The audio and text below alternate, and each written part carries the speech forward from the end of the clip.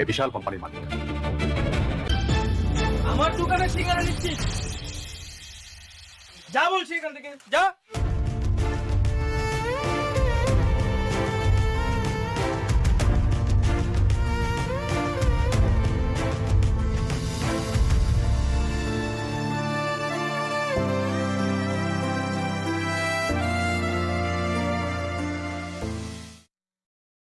কি হয়েছে? উনি আপনাদেরকে ধাক্কা দিল কেন? আমার মেয়েটা 2 দিন ধরে না খাওয়া রয়েছে, একটা সিঙ্গারা চাইছি তাই বলে ধাক্কা দিচ্ছে। 2 দিন ধরে না খেয়ে আছে? আপনি কেমন না? রাস্তায় রাস্তায় ঘুরতেছেন, মানুষের কাছে হাত পাততেছেন, আপনি তো কোনো কাজ করতে পারেন তাই না? আমি মানুষের কাছে যাই, আমারে কেউ কাম দেয় না। আম্মু, তোমার অনেক ক্ষুধা লেগেছে? আসো।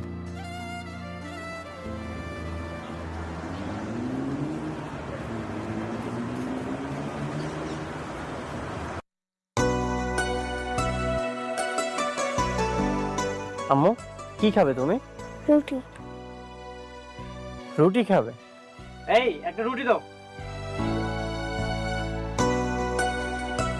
এই নাও আম্মু। ভাই তোমার আল্লাহ ভালো রাখুক, বাঁচায় রাখুক। ও, আপনিও তো কিছু খাননি। এই আরেকটা রুটি দাও। এই নিন, এটা আপনার জন্য। খাও আম্মু।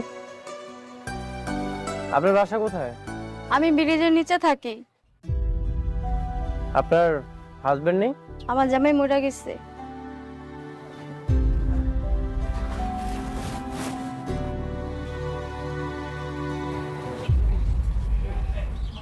এই টাকাগুলো আপনি রাখুন।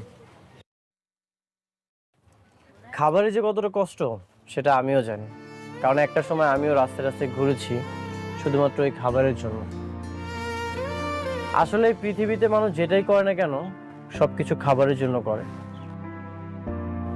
কিন্তু যখন খাবারের চাহিদা পূরণ হয়ে যায় ঠিক তখনই মানুষের